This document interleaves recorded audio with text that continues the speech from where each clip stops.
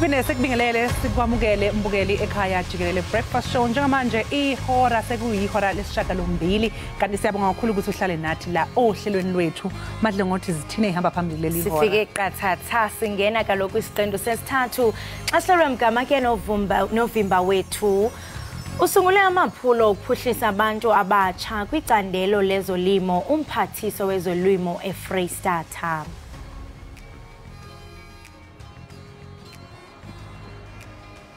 Ikomiti eliholwa ijaji uRaymond Zondo belenza inhlolokhono yalabo abazovala ikhala zomsebenzi eKhomishaneni yezokhetho eyimele kuleli iIEC.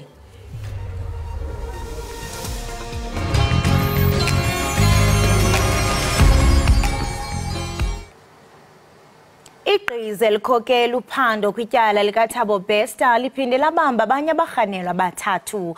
Ababarhanelwa bangabasebenzi benkampani iG4S babanjwe eFreystata.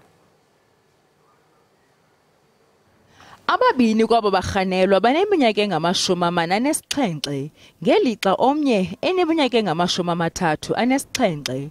Omnye kubo ubanjwe ebuthabelo kwiphondo laseFreystata ngelixa ababini bebanjwe apho bahlala khona eBloemfontein kwakweli phondo izolo ngokuhlwa. Esi sithathu kulindeleke ukuba sivele kwinkundla kamantyi waseBloemfontein ngomso uLwesithathu. Bonke bajamelene nezityholo zokuncedisa ibanjwa liqhwesho kwanongqongqo, ukuxhaphaza isidumbu kunye nobuqhophololo. Ukuza kuthi ga ngoku sele kubanjwe abarhanelwa abali-12 kwaye kungenzeka ukuba kungabanjwa abanye abarhanelwa kweli tyala. Isikhungo esiphakela ngamandla kogesi Eskom isiqala inhlolovo emzamweni yokunciphisa ukusetshenziswa kogesi maphakathi nesigaba sokuqala ukuya kwesine sokucisha konga kugesi ezweni. Kuzonikwa kwamakhasimende ambalwa ama-smart meters ukuhlola ukuthi lokhu kulawulwa kokusetshenziswa kwamandla ogesi kusebenza kahle noma cha. Lesi sikhungo esiphakela amandla kagesi uEskom sithi ukuncishiswa kagesi ngama-smart meters kuyingxenye ke yokulawulwa kanye nokwehlisa isidingo sokusetshenziswa kogesi. Lezi ke yinhlelo zokulawula isidingo kanye nokwenza ngcono ukuphakelwa kagesi ngesikhathi sesigaba sokuqala ukuya kwesesine sokucisha konga ugesi. Umgqatswa ukhuphiswano lwesithuba sekomishoni ezimeleyo yonyulo iIEC lithi eliqumrhu kumele libe nomgyowo ongqengqwa kwinkqubo yalo. Itshantliziyo lengcinezelo nowayesakuba kwezopolitiko uJanelle Love owayesaka kuba nesekela sihlalo weIEC ngonyaka ka-2018 ube ngumgqatswa wokuqala ukubekwa phambi kwegqiza belihlaliswa yijaji eyintloko uRaymond Zondo. uJanelle Love ube ngomnye wabagqatswa abali-12 oza kuthi adlane indlebe imini le ngesithuba esikhoyo. Ithe yakuhlaba amahlongwane ijaji eyintloko uZondo waphendula uLove wenjenje. At the essence of any organization has to be the way in which it does the specifics of its activities, and at the heart of that is its values, its strategy, the way in which it manages the people in the organization, the financial management, and also the way in which it continuously tries to upgrade what it does through research, international best practice and exchange, and so on. Ummeli uOliver Josi umgqatswa ophose amathemba akhe ekubeni ngumkomishinala wequmrhu lonyulo elizimeleyo iIEC uthi ukuzimela imfuneko engundoqo kwesi sikhundla. uJosi ngomnye wabagqatswa abali-12 abakuluhlu lwegqiza eliphambi kwejaji eyintloko nabaxwayiswe uxanduva lokungena ezihlangwini zika-Chapter 9 institution. Umsebenzi ongumongo we-IEC nanjengoko uqulathiwe kumgaqo-siseko kukuqinisekisa unyulo olukhululekileyo nolungenamkhethe. Uthe okaZondo wakuphosa imibuzo yokugrumba ngeempawu zomkomishinala uJosi waqula wenjenje. One of the key requirements, if I read, the legislation as well, especially the qualities of a commissioner as well, that independent mindset and being free from any party politics as well. If you look at my career from my CV, Chief Justice, I've not been involved with any party politics. I've not held any senior positions in any political party. I come with that independence as well, the independent mindset, there hasn't been any controversy regarding, whether I've been involved in politics or not. Ukanti ke xa kungoku le session isemaxhapheshuni enkqubo zayo. Nanjengoko umphathiswa ojongene nezolimo kwiphondo laseFreystata umnumzana Saki Mukwena egqibe iintsuku ezilikhulu kwiofisi yakhe, lo mphathiswa uthi enanto iphambili kuqinisekisa ukuba elicandelo litsala abantu abatsha kwaye ulutsha kweli candelo lufumana inkxaso yezimali, uqeqesho nezixhobo zokusebenza ukuze lukwazi ukuliqhuba ngempumelelo ushishini lwabo. Ukuthethe oku ke ngethuba ezimase umsitho olutsha kwezolimo eBloemfontein eFreystata. Uqhube wathi ke nanjengoko elicandelo lilikhubalo ekhuseleni uqoqosho kweliphondo nelilizwe jikelele. Umnumzana Saki Mukwena uthi ukuxhasa ulutsha kwicandelo lezolimo kubalulekile ukuqinisekisa ukuba elicandelo linekamva nanjengoko ezolimo lilikhubalo kuqoqosho lweliphondo nakwilizwe jikelele. What we've been doing during the Youth Month has been to focus on young people who are in the agricultural space, who out of their own efforts they have managed to build something. They are into the animal farming, they are into various crops that we see them growing in their various farms, and demonstrated really their commitment and willingness to be role players in the sector. These are the ones that we decided that we need to reward them by supporting them, giving them additional stuff. You saw that we gave cattle, we gave bulls, we gave heifers, we gave tractors and so on. Uthi sebe lakhe linika amafama aselula inkxaso yezimali, izixhobo nezityalo ukubakhuthaza kwelicandelo kwaye livale nomsantsa phakathi kwamafama aphuma kwindawo ezihlelelekileyo nawafumileyo. We are turning the tide in having agriculture reflecting the profile of the province. You've got quite a large number of young people who have gone to school and have qualified in agriculture. Some of them, of course, with assistance of government, but majority of them out of their own efforts. They have undertaken various initiatives, are in different enterprises, and there's a strong working relations between historically disadvantaged farmers, young and as well as the old ones, which is a productive type of a relation that we want to see. Kule nyanga elisebe linikezele ngemfuyo nogandaganda kubantu abatsha bangamafama ukubanceda kushishino lwabo. Kwindaba ze-SABC ndinginobathembu Zanzi.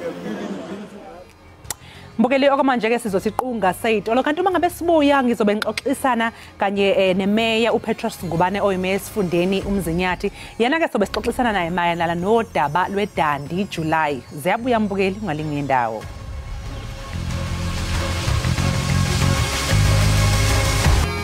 Sikwamukele mbukeli ekhaya Jikelele. Sesifikile ke leso sikhathi sonyaka sokusingathwa kwemicimbi yemjaho yamahashi.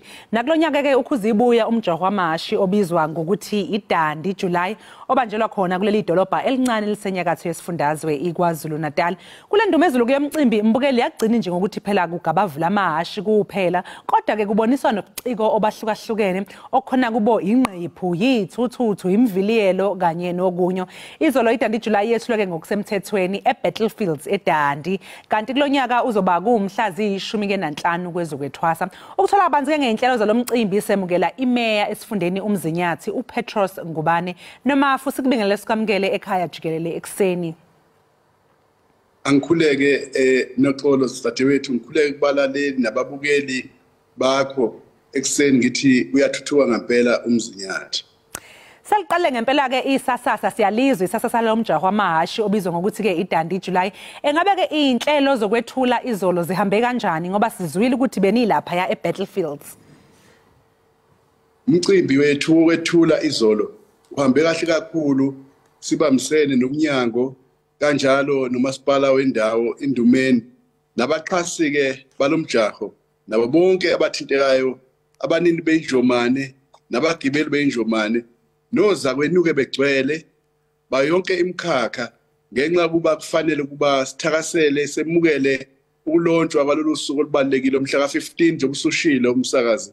Okukhulu kakhulu kulonyaka okwehlukile ukuthi le event ibeba usuku olulodwa besiphela kodwa sabona ukuthi asithuthukise nathi izinto zethu eindaweni zethu kuba ingabi usuku olulodwa mhlawumbe thatha isonto lonke yenzela ukuba isifike esiqongweni ngosuku lwayo yonke lento phela iheha abantu kwezokuvakasha kodwa ayigcini nje lapho kuphela kuyazi ukuthi umzinyathi uyi-benefit route lapho kwalwa khona izimpi eziningi labo kabayihlobo nabangani balabo basala empini labo bathanda ukuba bayazwa ngalomlando bayeza la idandi July ke ifike nolunye unyawo usuka ngo-2005 iqala njengoba seku-18 years yaqala iya unyaka nonyaka ithuthuka ibheka ngoba isifake ama-province onke ase-South Africa yafaka amazwe akwi-SADC iLesotho iba khona oBotswana oSwaziland noMozambique ivakashe evela khona ziyafika la okukhulu kakhulu dadewethu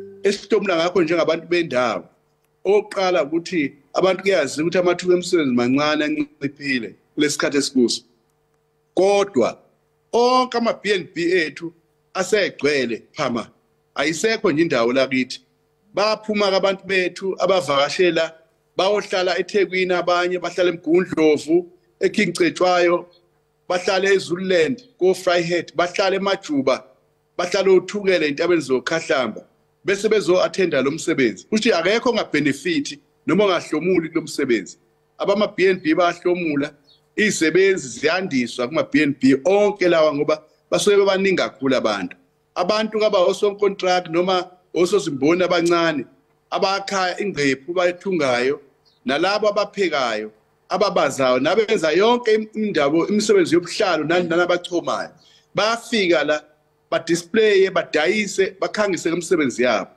usuku luba luhle lolo kodwa ke kusuka nje ke ngoba umviliyelo uzohlanganisa ithuthu abe ithuthu uhlanganise bona abamahasha uhlanganise nalabo bona bengqephu uhlanganise bonke abenza imisebenzi yezandla yokuthunga yokuchoma njengoba sengishilo ubuhlali nakho konke okunye ungacabanga sithi ubabulele kwethu sesiyazi ukuthi inyanga kaJuly kithina inyanga esoba nesonto minyaka yonke elikhulu kakhulu sikhuphula lezi zinto sikhethe omisi senza yonke into abakhulumayo nje bezamahlaye bencokola yibo bonke nje abangase bangena abaculayo abacula umculo wethu nenhlobonhlobo abazobe khona siyacela ke ngokuthobeka ukuthi izakhamuzi zakithi zonke ayithokozele ukwemukeleka lapha kithi emzinyathi endumeni sibamukela ke futhi simukele egameni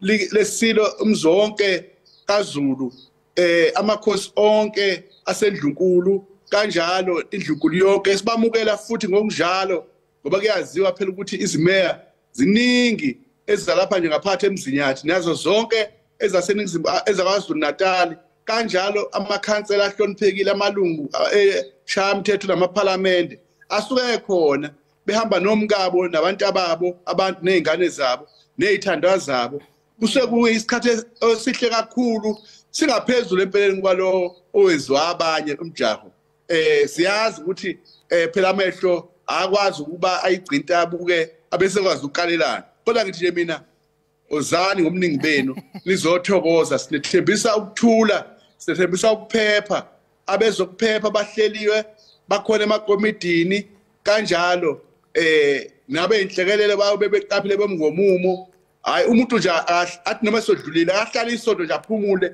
ayobona isandlwane ayobona encome ayobona engoma la kwala khona impi yenkosi uPhambatha kaMancinza kaZondi kanjalo yagcina ngo-1906 kuya 08 lapho futhi kwaboshwa khona isilo uDinuzulu uMamunga lapha eMdlovana akhuphuka ayobona kwaShushu eLilani Hot Spring khona eMvoti ezeneno azazofika eShiyane la kwala khona impi futhi sebehluliwe abelungu lapha namangisi esandlwana aqhubeke ayobona encome imbiki income ngoba uZulu wehlu lakho kodwa nje ke siyafuna ukuthi babone naseThalana lezi ndawo zethu bayithokozele sebengaya ke komakhelwane baqhubekele eZululand babone iBattlefield yakhona ukuthi kwakunjani ondini mhlakazi u4 1879 baye lapha ePortdanford la isilo uKing Cetshwayo isilo sasondini sagibela khona emkhunjini konke lokhu kufanele abantu bethu uma befikile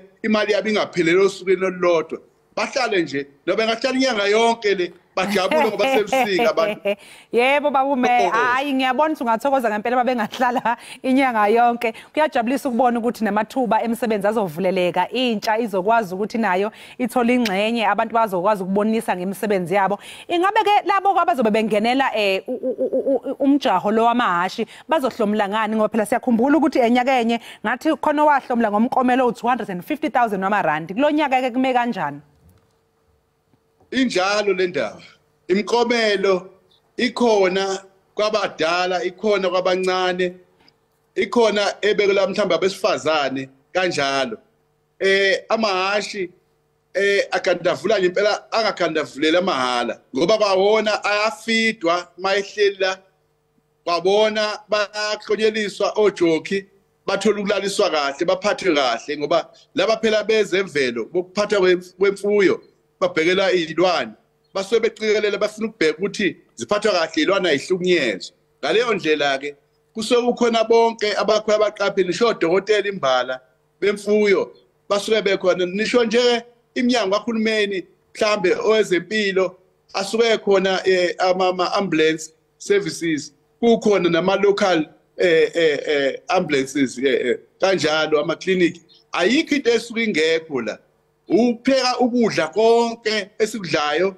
nesesakulibala okunye engakhohlwa kufe ngakhohlwa ukusho ukuthi ngenxa ukuthi leli business kufanele lilethele bonke abantu inzuzo nishe malokishini imbala abantu bethu basivula imizi ukuthi abantu bengayiphendula imizi iba ama BNB lapho abantu bezolala khona ukuze bonke bacoshe okuthize abamatende bazobeletha amatende abo besiqashisele ukuba sikwazi ukuba sibe nakho ukuba sihlale lapho sondle sinakekele ivakashi zethu kanjalo futhi ababaqaphi inkampani zama security zizobe iqashiwe nazo zizobheka basobe bebaningi kakhulu abantu uhamba umcimbi futhi kuzobe sebusuku konke nabaculi bethu balapha kithi kwaZulu Natal bazobe bejabule angazi ke nkosazana ngoba ngiyazi ukuthi nawe uzobulela udlinge phi yakho nanje izintatheli emkhakha yonke nobe baneke ingqephu zami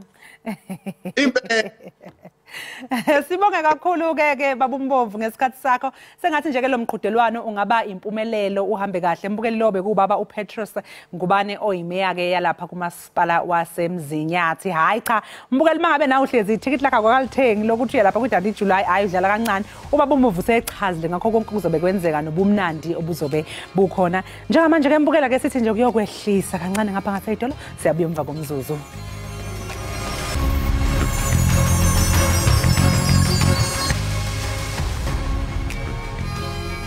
Enkosi ngokuhlala nathi nesasibukele kaloku apha ekhaya Jikelele. Iqela lezopolitiko i-Action SA liqalisile iphulo lokuba iParlamente yephondo laKwaZulu Natal ibuyiselwe eLundi endaweni yokuba urhulumente akhe enye indlu yowiso-mthetho ezakuxabisa imali engaphaya kweebhiliyoni ezintandathu zeerandi. Eli qela lithi liyayixhasa i-IFP ekubeni indlu yowiso-mthetho ibuyiselwe eLundi kwaye iziseko zombuzo setyenziswe kwinqanaba eliphezulu. Ngokutsho ke kwe-Action SA urhulumente wephondo laKwaZulu Natal uchitha imali ngaphaya kweshumi lezigidi zeerandi ngonyaka ukuhlawulela iofisi zendlu yowiso-mthetho eMgugundlovu kwaye unemibuzo yokuba kutheni kuchithwa imali engaka kubantu beliphondo abanganazindlu amanzi kunye nezinye iziseko ezingundoqo ezibalulekileyo. Siza kuthetha ke nosihlalo we-Action SA kungekudala uZwakele Mncwango uzasichasela banzi ngale ngxelo. Ukanti ke sele khona sawuxovula banzi lomba sixhumana nowesihlalo we-Action SA uZwakele Mncwango. Masikubulise Zwakele sikwamkele enkqubeni ekhaya Jikelele. Angibingelele lapho e-studio ngiphinde ngibingelele ababukeli. Kuluvuyo into kubana unathi namhlanje. Khawuke usichophisele into kubana kukhale nyonini kanye intoni le enikhala ngayo. Asibonge angisho nje ukuthi Action SA iqale uhlelo i-petition la khona esicela umphakathi kakhulukazi kwaZulu Natal ukuthi usayine khona sobona imbono yawo ukuthi ngabe esifundazweni bangakanani abantu abafisa ukuthi isishayamathetho sibuyele eOlundi kulesi sidala esikhona. Izathu salokho ke siyayibeka ekuthenini kwaba nesivumelwano ngo94 ukuthi zombili isishayamathetho izosebenza eSamaritsburg neSolundi. Kuthe uma songena uhulumeni kaANC washintsha isinqumo wathi no sokumele kusebenze sisodwa saseMaritzburg. Kuzokhumbuleka ukuthi esaSolundi sakhandwa uhulumeni wakwaZulu futhi uPublic Works uyena osimaintainayo, asikweleti umuntu, akho rent ekhokhwayo Olundi. Kanti manje la eMaritzburg sinengqinamba esibhekene nayo ethi unyaka nonyaka isishayamathetho nje indlu yesishayamathetho sikhokha imali yerent engaphezulu kuka 11 million ngonyaka. Uma uhlanganisa ama department esewonke ngonyaka akhokha imali engaphezulu 150 million eMaritzburg nje kukodwa. Bese kuba nesiphakamiso ke esikhona njengamanje esithi akwakhiwe esishayamathetho esizoba i-one stop center la khona kuzoba isishayamathetho nama office kahulumeni kuwona. Engicabanga ukuthi kumbono omuhle ukwenza into njengaleyo, kodwa esikhathini esikusona nomnotho esibhekene nawo njengamanje siyabona kufanelele nanokuthi isenti nesenti kumele siqonqobelele ukufaka intuthuko kubantu, inqalasizinda abantu basayidinga. Ingakho siphikisana si-Action SA nokuthi singathi njengamanje kunqanzwe ibudget lencane ngoba kufuneka imali engango 6.8 billion ukukhanda lena entsha i-legislature enamahhovisi kahulumeni. Sithi-ke thina njenge-Action SA njengamanje ngesimo somnotho sicela ukuthi uhulumeni isishayamathetho kususe eMaritzburg siye Olundi, ngoba uma siye Olundi kuyobe kusho uhulumeni ngenyanga uzobe ukwazi ukuseva le mali e11 million bese ikwazi ukuqongobelela ukwenza idingo zomphakathi. Ongaphinde futhi ukwazi ukuthi uhulumeni le mali ukwazi ukuyiseva uphinde ugcine ukwazi ukukhanda isishayamathetho mhlambe leso onepopulasi ukusikhanda. Kodwa njengamanje asikholwa ukuthi sibalekile noma siyinto ngathi idingeka kakhulu ukuthi ungayikhanda njengamanje ngesimo somnotho. Yikho ke sithi akubuyele Olundi la khona sazi ukuthi indlu yesishayamathetho ikulungele ukusebenza. Siyazi Public Works uyayimaintaina namahhovisi Olundi ayamaintaina Public Works. Ngamanye amazwi sithi-ke asikho isidingo sokuthi kumoshwe imali lapha Olundi. Angikusho-ke nje ukuthi kwesinye isikhathi kuba khona abaphikisana nesiphakamiso ngezathu ezahlukene. Kwesinye isikhathi uzwa abanye bezothi ukude Olundi bese uyayibuza ukuthi yiphi indawo ekude esifundazweni, ikude mawusuka kuphi, ikude kubani, bese ungayitholi impendulo. Abanye basebethi Olundi lungaphandle kweindawo zomnotho, economic zone. Bese uyayibuza ukuthi uhulumeni wethu kanti ufuna kwenzakaleni emakhaya ngoba phela nawo amakhaya adinga ukuthi athuthukiswe. Ngamanye amazwi iMaritzburg neTheku yayingenjena before ingoba kwaba khona iphupho labathize ukufaka injection yomnotho ukuze kukwazi ukukhula indawo yaba isidingo somnotho. Sithi-ke nendawo zasemakhaya nazo zingathuthuka uma uhulumeni engezukubheka ukuthi kumele yonke into ize emadolobheni amakhulu. Asisakhele wethu umnotho, uhulumeni wethu 24 30 years now yini osukwayenza ukwenza umnotho uzinze emakhaya kungaphekwa ukuthi sokusikhathi kuyo emadolobheni amakhulu. Abanye bathi-ke iy'ngane zabaholi yizofunda yaphi Olundi nabasebenzi esishayamathetho. Bese uyayibuza ukuthi kanti Olundi noma eZululand abani iy'ngane kumele ifunde khona uma ezabaholi ingamele ifunde khona. Yini uhulumeni ungakubheki lokho ukuthi kuyinselelo yokuthi sithuthukise ezemfundo zonke iy'ndawo zilingane, sazi ukuthi yonke indawo inemfundo ezezingeni eliphakeme khona sokwazi ukuthi singaphinde sibe ne-excuse yokuthi asikwazi ukusa isishayamathetho emakhaya ngoba kuthiwa ayikho indawo yokufundisa iy'ngane zabahlonishwa. Njengoko sowuchaphazela into yokubana into engamandla kukuba ezindawo zisemaphandleni nazo zikwazi into yokubana zibe nophuhliso zifumane neenkonzo ezingundoqo. Ingaba oku mhlawumbe njengoko nimemelela ni-Action SA into yokubana niye eLundi, ingaba oku mhlawumbe kungeke kubangela urhulumente ukuba aphele fudusela nekomkhulu lephondo eLundi, kwaye ke loo nto ingathetha utshintsho kwizinto ezininzi kweli phondo? Kakhulu siyakholwa kakhulu ukuthi ubuyele Olundi. Uzokhumbula ukuthi uLundi usenesishayamathetho khona yayivele sokuyindawo edevelopayo. Mawubheka nje iZululand uLundi was the most developing town compared ezinye indawo kodwa uma usubuka njengamanje uyabona libuyele emuva kakhulu ngokusuka esishamthetho laphayana yikho ke sikholwa ukuthi njengamanje kahle kahle uma ubheka ukuthi uhulumeni ukhokha imali e150 million ngonyaka ukukhokhela amabhilidi kumele siyibuze ukuthi masikhuluma nge-economic empowerment nokukhula kwezomnotho ngobani labahlomulayo ngeproperty eMaritzburg uzobona ke ukuthi usahlomula abantu vele abebevele behlomula before idemocracy na bese uyayibuza ukuthi kanti lento yokuthi sine freedom nathi njengamanje singabantu abamnyama singabantu basemakhaya kanti kahle iyofika nini kuthina le freedom ngoba uyabona ukuthi the economy isekubantu vele ayivele kubona nohulumeni esinawo uyahluleka ukwenza izinto ezizosa intuthuko kubantu khona ukhule nomnotho ngoba uzothi umbuzo uma uyikuthi ezule ndawo ekamabhilidi angafaka amahobisi kahulumeni yingani pho ungayekeli abantu abazofaka investment bazakhe ngabhilidi olundi kungani kumele kube ukuthi kurento eMaritzburg ngoba uyabona ukuthi ngempela labantu baseMaritzburg abanama properties yibo phela abahlomula esifundazweni ngemali kahulumeni while abantu abaningi bebehleli ebubheni ingakho esithi ke nasemakhaya akuthuthukiswa asikhulumi kuphela ngolundi kuphela ngokukhuluma ngedevelopment yasemakhaya ukhuluma ngaso isifundazwe ngoba kahle kahle u80% wesifundazwe ungamakhaya ngoba only 20% ngempela ukukhuluma ngeTheku neMaritzburg nengcosana ezithize koHawi kongathi izindawo ezisemadolobheni kodwa sokwisifundazwe si-rural sokusho ukuthi if you talk of rural development kumele ube deliberate as a government ukuthi wenza kanjani uqinisekisa ukuthi namakhaya athuthuka uma ubheka nje lapho Lundi ikhona i-airport there is no reason why ungaba ne-excuse yokuthi ngeke ufike khona kalula ngoba vele nasila eThekwini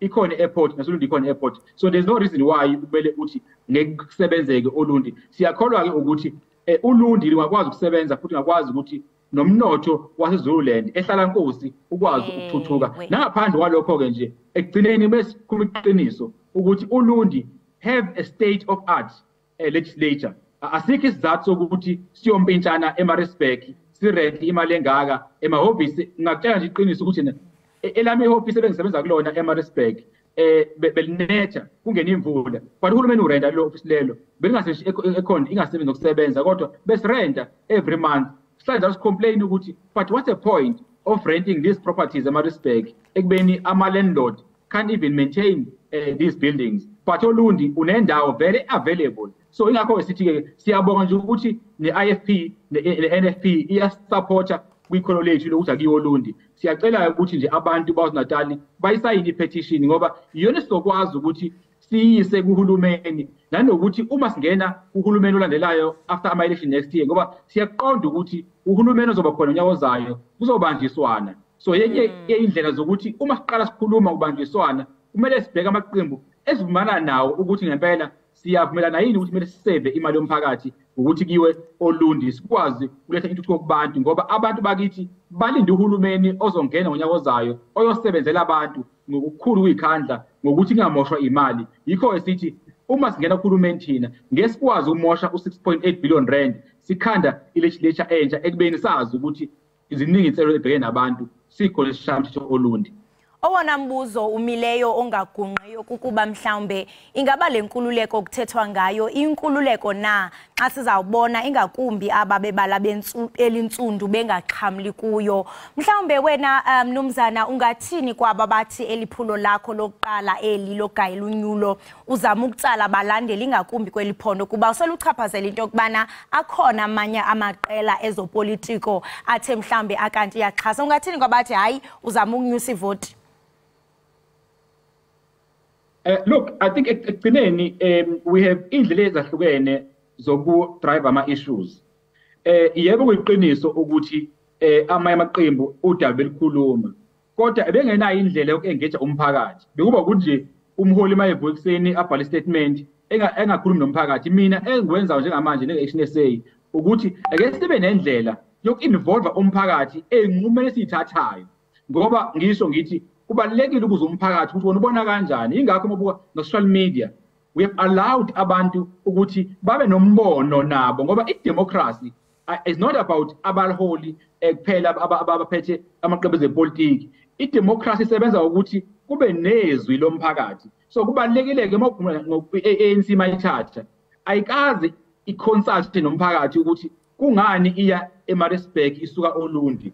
Thina-ke nje-Action SA sithi before size singene uhulumeni asikhulume nabantu sibezwe ukuthi bathini bona bayaqonda yini iy'nselelo esibhekene nazo siyisifundazwe ukuthi kungani kubalulekile ukusuka eMaritzburg siyolundi. Ngicabanga ukuthi i-approach yethu ihluke lapho-ke kodwa kumele sikumukele ukuthi azohlukana ama-views abantu. Yabo isibonelo khona abathi iMaritzburg ise-center, iZululand iseceleni bese bethi abanye uthi khona ubhale nje ukuthi yena amalungu omphakathi azofika kanjani Olundi as compared to eMaritzburg.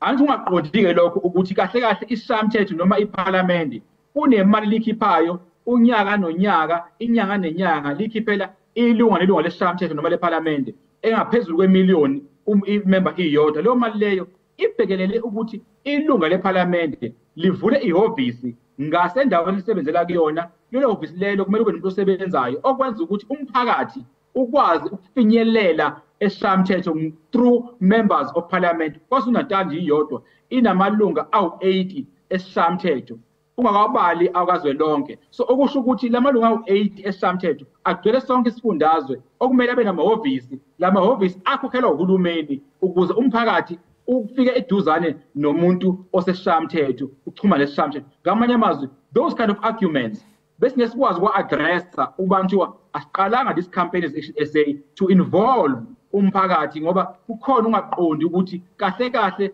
kusebenza kanjani lesishayamithetho. Omunye uzothi uLundi lukude nabantu abavakashayo. Iqiniso lithi bambalwa abantu abavakashayo bese befuna ukubona isishayamithetho kodwa ufuna ukusibona uyoya kusona ngoba vele ufuna ukusibona. So ngamanye amazwi-ke yini ezovimba ukuthi i-tourism nayo i-benefit eZululand uma khona ama-tourist anentshisekelo yokubona isishayamithetho eZulu-Natal. So yikho-ke sithi thina kubalulekile ukuthi si-engage nomphakathi siwuzwe uvo lwawo ngoba kuyasiza ukuthi siqonde ukuthi ufuna ini umphakathi wona nanokuthi masifika ngonyaka ozayo sesiqala ingxoxo zokuhlanganisa uhulumeni. So bese sazi ukuthi obani amaqembu ezepolitiki anephupho elifanayo nelethu as Action SA. Njengamanje siyazi ukuthi inkatha iyakwazi iyavuma ukuthi iyayi-aligna nombono wethu. I-NFP isisho ukuthi iyayi-aligna nombono wethu. Sesibheke ukuzwa abanye-ke manje ukuthi bona bathini. Siyazi for example i-ANC ayihambisani nombono wethu. Siyazi for example i-DA ayihambisani nombono wethu. Siyazazi-ke izathu zabo zokuthi ingani behambisani nathi ngoba laba sikhumana abahlomulayo ngeproperty erentwa uhulumeni eMaritzburg ukuthi ababheka ukuhlomula uma kukhandwa isishayamithetho esisha ngo-6.billion. Ewe and ayona nto ke engathi into yokubana abahlali okanye uluntu bayayikhalela kukuba ababandakanywa xa kuziwa okanye kuthatyathwa izigqibo. So intle kakhulu into yokubana niyakwazi into yokubana ningene kubahlali kwaye siyathemba nabo ke bazawundwendwela amakhasi wenu ukuze babe kanti bayakikitya eso sivumelwano. Sibambe ngazibini kuwezwakele Mncwango ngokuba ube nethuba nathi kusasa nje. Siyabonga kakhulu. Ewe ke mbukeli ngoku ke rhabula ufince kuqikelelo lwemozulu.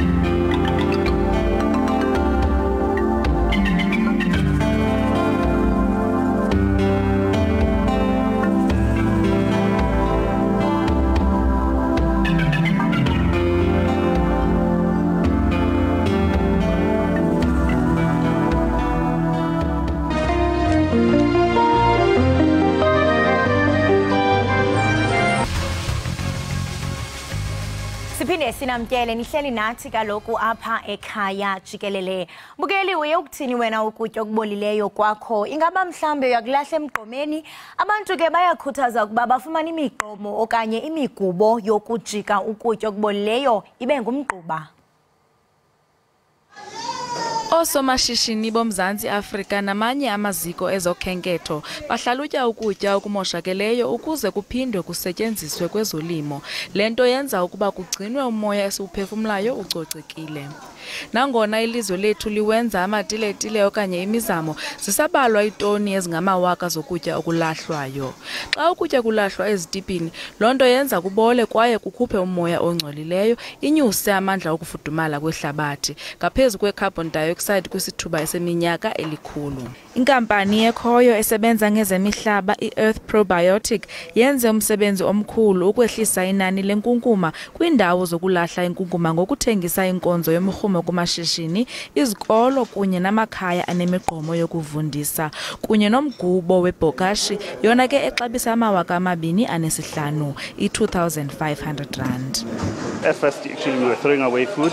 Qaleni ke besikulahla ukudla ingakho sibone lokhu kuyinselele enhle sabe sesiqala ukuvuselela ukudla ukwakha umanyolo. And that's when we actually came up with an idea of actually starting. Lo mgubo unceda ekukhawuleziseni inkunkuma yokutya ivubele kwaye ibole phambi kokuba ijike ibe ngumgquba.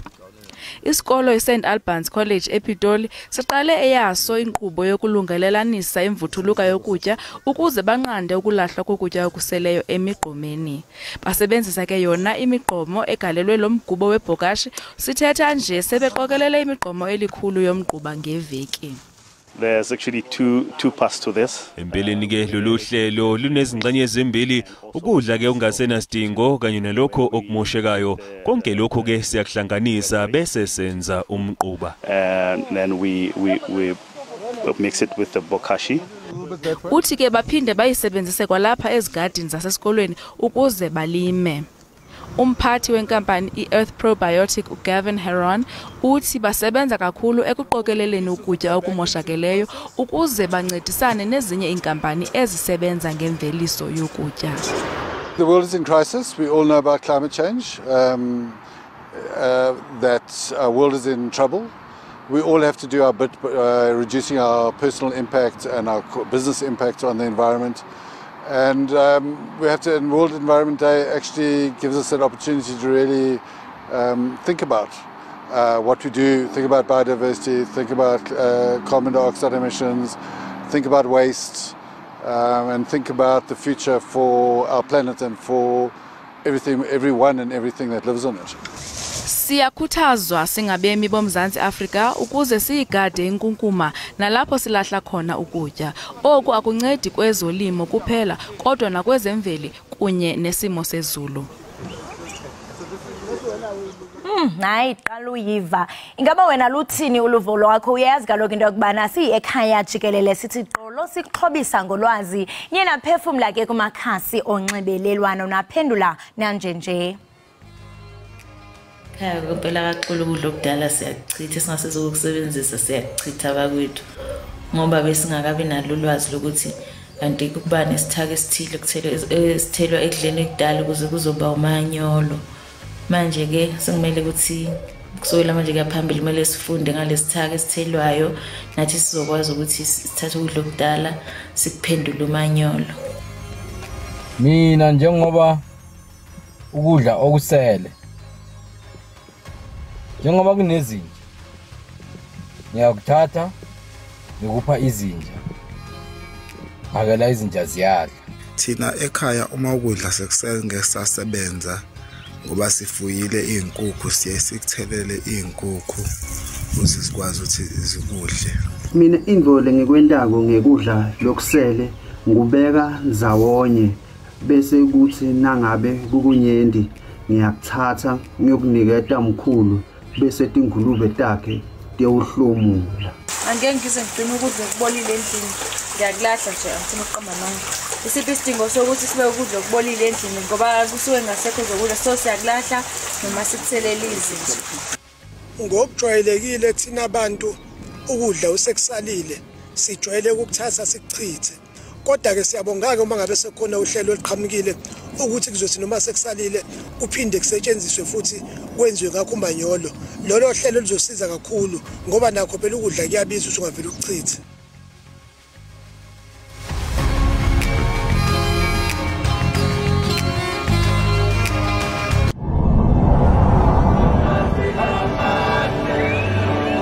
June, Youth Month, a month of remembrance, a month of gratitude, a month that reminds us of our collective power to create change.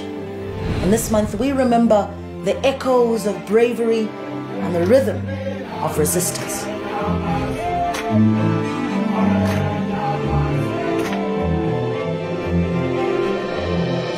This Youth Month, let's reclaim their vision. Let us continue to rise together, resilient and unstoppable. Breaking down barriers and building a brighter future. This Youth Month, let's remember, honor their sacrifice and spirit to rise.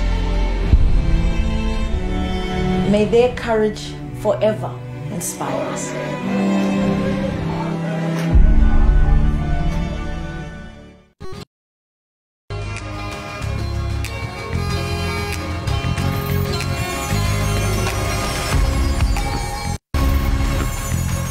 Siphinde-ke sikwamukele embukeli Ekhaya Jikelele breakfast show. Uma usanda ngena hayibo uphuma phi kodwa-ke siyabonga ukuthi egcineni usuze wafika. Umgwaqo iVilakazi Street eSoweto ubalwa nekhonzwe kakhulu ivakashi eSoweto. Ukuphela-ke komgwaqo lo mbukeli emhlabeni unamakhaya abantu ababili abake bahlonishwa ngeindondo ze-Nobel Peace Prize okumbhishophi uDesmond Tutu ongasekho kanye nobaba uNelson Mandela naye osendela kwelamathongo. iVilakazi Street eSoweto balahlangana nendlela ezivakatshela kakhulu eSoweto neJohannesburg. La imvakashi ezibuye enarheni ezihlukeneko badlula khona babukela abantu abadansa isintu, abantu abathengisako namateksi alindele ukuthwala abantu abaya emzini kaMengameli walokho enarheni le uNelson Mandela. Hlangana nokhunye okukhona endleleni le ma-restaurant asezingeni eliphezulu, zindawo ezithengisa utshwala kunye nalezi ekuthengiswa kizo ivunulo yentshaba ezihlukeneko. Indlela le ayifani nezinye intrade ezijayelekileko, kanti indlela le ngiyo yodwa ephasini lonke ekwahlala kiyo abomakekere bomzabalazo wekululeko uNelson Mandela kunye no-Archbishop Desmond Tutu abathumba abonongorwana bokuthula ababizwa ngama-Nobel Peace Prize. Ngonyaka ka-1984 u-Archbishop Desmond Tutu wanikela unongorwana i-Nobel Peace Prize ukuthokoza imizamo ayenzako ekulwisaneni nombuso webandlululo ngokuthula. Ngemva kweminyaka elithoba ngo-1993 uNelson Mandela wabelana umhlomelo lo nokhaba ngumengameli ngaleso sikhathi uFW de Klerk ngendima abayidlalako ekuletheni ukuthula lokho nebebalisana nokuqeda kombuso webandlululo. Kwathi ngo-1994 uNelson Mandela wabekwa njengomengameli wenarha le, kanti namhlanje indlu kaMandela eseVilakazi Street seyiphendulwe emuseum. Yindoda ekwathiyelelwa ngayo indlela le nguDr BW Vilakazi oyimbongi kunye nomhloli wamanoveli owadlala indima eqhakathekileko ekuhlolweni kwesihlathululi imezwi sesiZulu kunye neSiswati. Njengamanje-ke mbukeli sixhumana nomnikazi wendawo yokudlela isakhumzi esemgwaqeni uVilakazi ngasendaweni egcina amagugu iMandela House. Lowo-ke usakhumzi Maqubela. Sakhumzi sekwamukela Ekhaya Jikelele. Sibonga kakhulu ngokuba nawe namhlanje kuseni. Siyabonga ukuba nani la Ekhaya Jikelele thina sisakhumzi restaurant. Siyabonga kakhulu. Akusazisi ukuthi yini le eyagqugquzela ukuthi usungule le ndawo ebizwa ngesakhumzi? Ungaphinda futhi siswami? Ngithi nje bengithi mhlawumbe uxoxela ababukeli ukuthi yini le eya-inspirisha noma eyagqugquzela ukuze uqale uvule indawo efana nesakhumzi?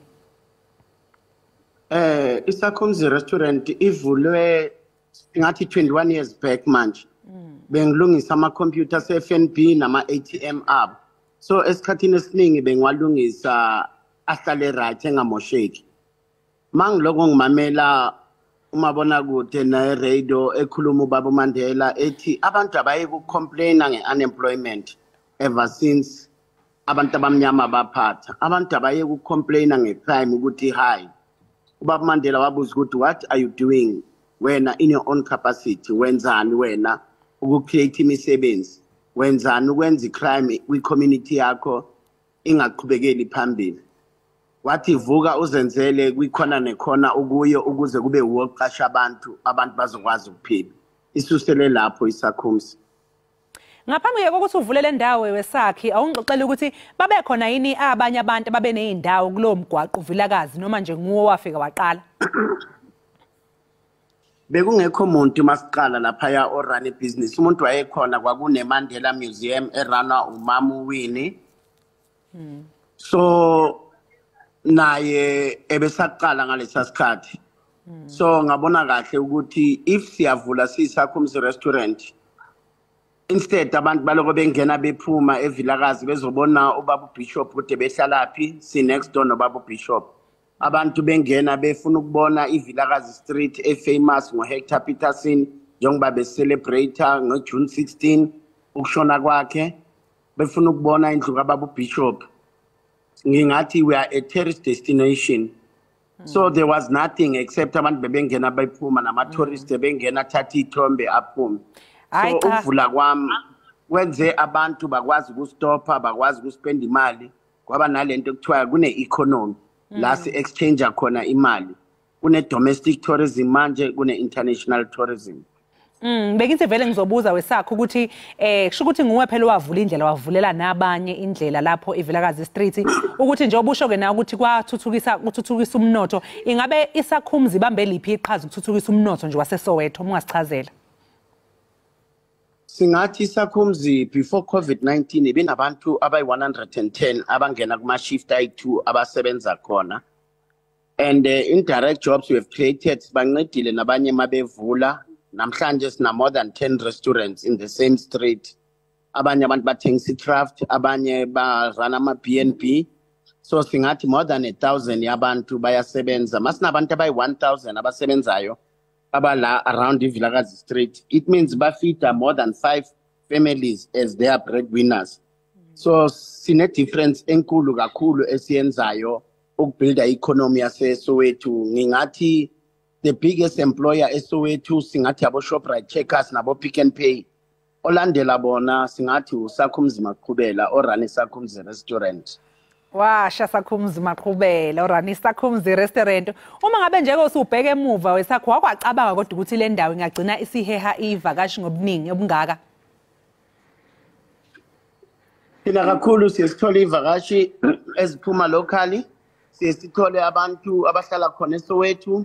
Kube yiba baletha amakhampani abo kube yiba baletha ama tourists siba nabo abantu abaphuma boma Davidton abaphuma boma East Rand abaphuma boma Tembisa Pretoria especially Magne Rugby nabelungu bayazihlupha and kakhulu emini around May June July bekunokuba quiet but it has picked up ne tourism ngoba ama international tourists aloke ayeza kakhulu. Njengoba nje vakashelwa ngisho nama international tourists njengobusho ke nawe mhlawumbe ikuphi ukudla kwalapha eAfrika noma la eNingizimu Afrika laba abantu abasuke bephuma ngaphandle abayifelayo ngako? Thina sithanda ukuthi siyazi sabantu abazithandayo. Mawe China udla ukudla kwase China bengise China last week aba accommodate umunye umuntu benza ukudla kwabo kwase Asia. Thina senza ukudla kwethu kwala eMzansi Afrika. Wona ipapa wona amadumbe idombolo into njalo abo mngusho siba nakho abo mkhodu itribe ngoba it's high time ukuthi ngeke sithi si more than 50 million abantu abamnyama kodwa abantu abadala bazoloko bedlana namapizza baloko bedlana namabheka belambini. So njengamanje siyakhula eOrlando West duze neDube ikhona evulwayo.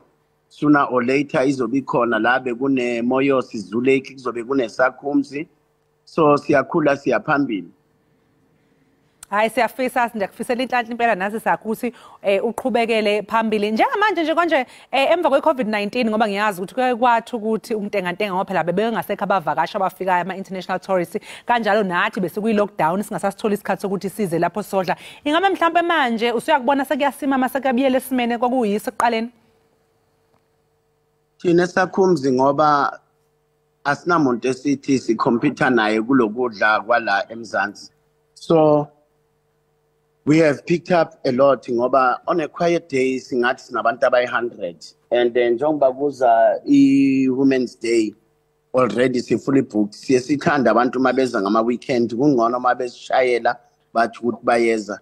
Kungakho sizovula enye futhi eDube, kungakho sizovula enye Moyos, kungakho masiloko sikhula sesakhula saze sarana safana panel beaters eBruma where silungisa imoto ezi-involved ma-accident.